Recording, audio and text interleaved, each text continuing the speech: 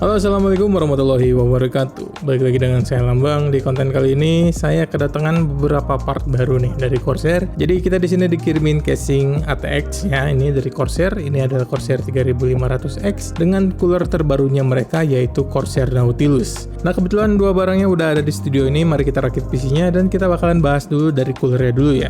Nah, di sini Corsair ngeluarin produk lini terbaru mereka yaitu Corsair Nautilus. Nautilus ini ada dua versi ya, ada yang 240 dan ada juga yang 360. Nah, yang kalau saya lihat sih ya dari segi harganya ini emang bisa dibilang ini adalah penggantinya H100 sama si H150 RGB, dan ini kalau dilihat dari bentuknya sih ini kayaknya lebih versi murahnya daripada Corsair Titan IQ Link ya. Dan dari harganya pun Corsair Nautilus ini bisa dibilang harganya lebih cukup irit dari Corsair Titan IQ Link ya, yang pastinya yang ukuran 240 mm kita ada di harga 149.900 atau enggak 1,5 juta, dan ukuran yang 360 mm ini ada di harga 1799 atau enggak sekitaran 1,8 juta. Tapi masih tetap ngedapetin looksnya yang seperti Corsair Titan yang harganya jauh lebih mahal ya. Nah, Corsair Nautilus ini kalau dilihat sih emang lebih ngejar ke arah budget, tapi masih bisa ngedapetin looks dan performance seperti IQ Link seriesnya. Seperti fan-nya ya, di sini kita ngedapetin fan Corsair RS 120 yang bentuknya dan secara speknya ini mirip banget dengan Corsair RX 120. Dari RPM yang bisa up to 2100 RPM ini benar-benar sama, static pressure-nya yang benar-benar mirip, dan juga sama-sama pakai magnetic dome bearing. Dan di sini juga ada Corsair Air Guide-nya juga. Jadi kalau secara sepintas ngelihatnya ya emang mirip banget lah antara RS dan juga RX 120 ini. Nah, di fan series RS 120 ini juga yang pastinya ada beberapa part yang pastinya dipangkas dari segi fitur-fiturnya yang bikin harganya lebih murah daripada yang RX series. Di RS 120 ini kita cuma dikasih koneksi tradisional ya seperti PWM header dan juga ARGB header. Tapi ya masih ada bagusnya juga sih karena koneksinya ini masih tetap bisa di daisy chain. Lalu di bagian pinggirnya pun ini nggak ada aksen RGB seperti yang di RX 120, dan di bagian lubang-lubang baut ini juga kita nggak akan dikasih padding karet anti vibration seperti yang ada di seri RX 120-nya. Nah, untuk kalian yang mau ambil cooler ini juga ya nggak usah khawatir lah ya untuk masalah bracketnya, karena di sini Corsair udah include bracket AMD AM4 dan juga AM5. Lalu untuk Intel juga di sini kita udah support LGA 1700 untuk Intel prosesor generasi 12 sampai 14, dan juga udah include juga bracket Intel terbaru LGA 1851 untuk prosesor Intel Core Ultra yang terbaru juga. Dan di cooler ini juga kita udah dikasih pre-applied thermal paste langsung nempel ada di bagian head blocknya, jadi kalian udah nggak perlu beli lagi thermal paste terpisah misalkan kalian mau beli liquid cooler ini. Dan jangan lupa juga tentang garansinya ya, karena di cooler ini kita udah di cover garansi selama 5 tahun juga, jadi setidaknya lebih aman banget misalkan mau dipakai untuk jangka panjang juga. Nah, kalau untuk masalah performance-nya sih, kalau misalkan untuk radiator ukuran 360 mm ini pada umumnya udah bisa ngehandle prosesor di 300 watt lebih. Tapi berhubung karena di sini kita nggak pakai prosesor yang 300 watt lebih, jadi nanti kita bakalan cek aja deh untuk hasil benchmarknya. Nanti kita bisa lihat aja di bagian benchmarknya juga ya. Oke, selanjutnya kita berpindah ke casing. Di sini kita juga dikirimin casing Corsair 3500X. Ini adalah salah satu casing yang menurut saya cukup worth to buy dari merek Corsair, karena emang dari segi harganya nggak terlalu mahal, tapi tetap ngedapetin build quality yang udah cukup oke dengan branding Corsair juga. Dan di casing ini Corsair memakai desain mid tower aquarium case dengan penempatan power supply yang masih ada tetap di bagian bawah. Jadi kalau misalkan secara ukuran emang nggak terlalu lebar banget ya, seperti casing-casing dual chamber kebanyakan. Nah, untuk support motherboardnya di casing ini kita bisa pasang motherboard up to ATX. Jadi untuk motherboard ITX kalau MATX yang pastinya udah bisa banget. Di casing ini juga kita udah support motherboard yang bisa pakai back connection seperti Asus BTF, MSI Project Zero, dan Aorus Stealth. Misalkan kalian ingin buildnya lebih minimal kabel-kabel yang kelihatan, masih tetap bisa dipakai di casing ini. Lalu untuk support coolernya di casing ini juga kita bisa pasang 3 buah fan di bagian depan samping, dan di sini juga kita dikirimin versi yang ARGB ya. Jadi ini udah dapat 3 buah fan pre-installed di bagian depan ini dengan memakai fan Corsair RS 120 ya, dan fan ini juga emang sama banget dengan fan yang dipakai di cooler Nautilus. Nah, di bagian depan ini juga kita selain bisa dipasang fan juga kita bisa pasang radiatornya juga up to 360 mm. Lalu di bagian atas kita juga ini bisa dipasang 3 buah fan 120 mm atau enggak radiator yang berukuran di 360 mm. Di bagian belakang kita bisa pasang 1 buah fan 120 mm, dan di bagian bawah juga kita bisa pasang 3 buah fan 120 mm. Nah, untuk support storage-nya di casing ini emang kita nggak bisa pasang banyak-banyak banget ya, karena di sini kita cuma bisa pasang 2 buah hard disk 3,5 inci atau 2,5 inci di bracket belakang ini. Nah, lalu untuk I/O portnya di sini kita juga udah lumayan dikasih banyak banget ya. Kita dikasih 2 slot USB 3.2 Gen 1, lalu ada satu USB Type-C yang udah up to 10 gigabit per detik, dan juga ada audio combo jack, reset switch, dan juga power button.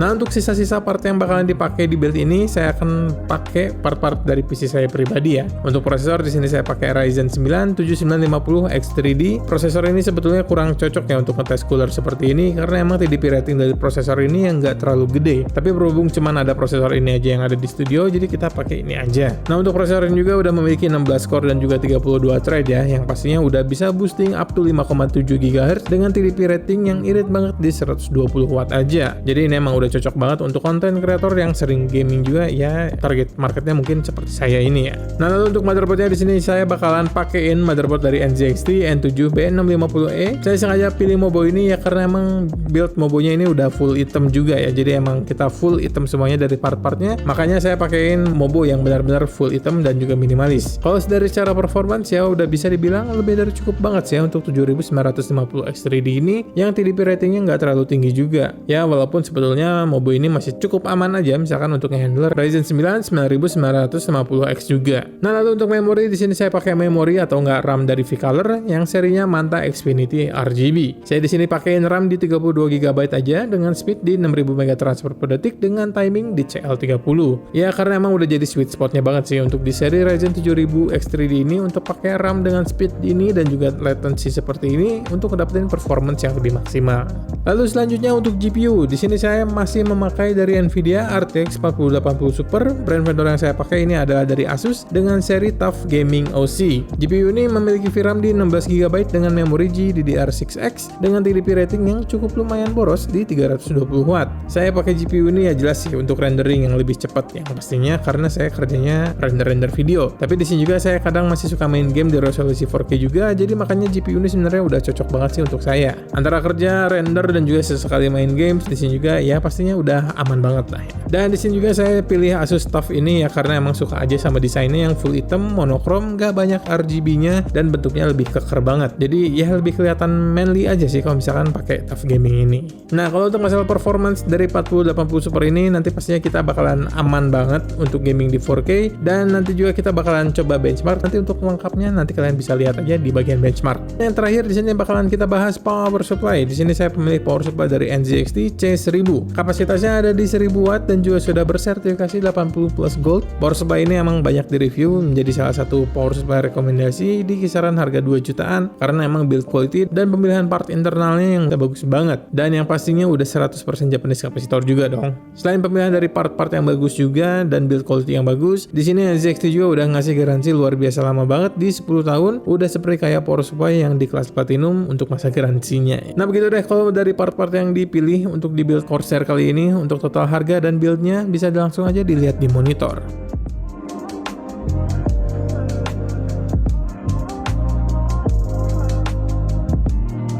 Oke, kalau begitu langsung aja kita rakit PC-nya.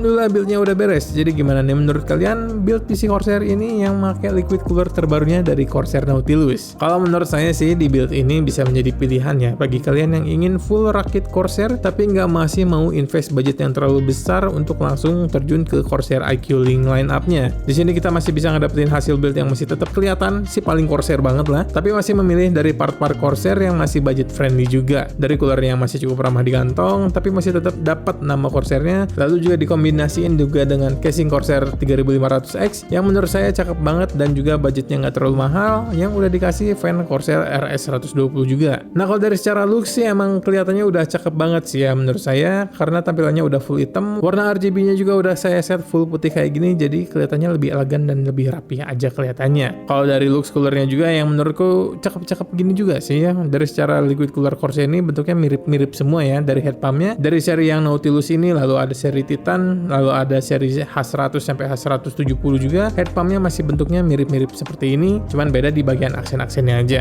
Ya dengan kombinasi semua part yang warnanya monokrom dan juga hitam kayak gini sih, jadi ngebuat buildnya makin kelihatan lebih manly lagi, lebih cakep lagi, dan lebih estetik lagi. Nah kalau secara performance ya kurang lebih masih mirip dengan build saya pribadi yang kemarin saya bikin ya, karena dari secara spesifikasi jeroan sih masih sama banget, cuma yang bedanya ya cuma di casing, fan, dan juga cooler doang. Tapi yang jelas untuk gaming di resolusi 4K ini udah adem ayem banget. Bisa rata kanan di kebanyakan games AAA, udah ngedapetin frame rate yang smooth juga di atas 60 fps, dan misalkan masih belum bisa dapet running native juga di 4K, kita bisa masih aktifin DLSS dan juga frame generation untuk mendapatkan experience gaming yang lebih smooth dan lebih playable juga. Nah kalau dari segi performance cooling juga yang pastinya udah aman banget lah ya, karena di sini kita pakai prosesor yang TDP-nya nggak terlalu tinggi juga, dan juga kita memakai cooler high performance yang ukurannya di 360 mm yang seharusnya masih aman banget untuk handle prosesor yang memiliki TDP rating 300 watt lebih, juga masih aman harusnya. Nah kalau dari masukan casing sih sebenarnya udah bisa menjadi salah satu rekomendasi pilihan buat kalian yang ingin rakit PC Aquarium tapi nggak pengen lebar casingnya seperti casing dual chamber. Dan yang pastinya untuk build quality-nya si 3500X ini menurut saya ini udah bagus banget, udah support BTF motherboard juga, I/O portnya juga udah cukup lengkap, ada USB-C, ada USB-A, dan juga space di dalamnya yang cukup lega banget untuk hardware yang besar sekalipun ini masih bisa masuk aja. Nah begitu sih kalau menurut saya untuk rakitan PC Corsair kali ini. Kalau menurut kalian gimana nih? Langsung aja tulis di kolom komentar. Dan sekali lagi terima kasih buat kalian yang udah setia nonton konten ini. Semoga kontennya bermanfaat dan bisa menjadi inspirasi rakitan PC kalian. Dan apabila kalian ingin konsultasi tentang rakit PC atau nggak rakit PC di channel ini, bisa langsung kontak saya aja, untuk detailnya ada di deskripsi ya. Oke deh kalau begitu untuk video kali ini, nama saya Lambang, sampai bertemu lagi di konten berikutnya. Assalamualaikum warahmatullahi wabarakatuh.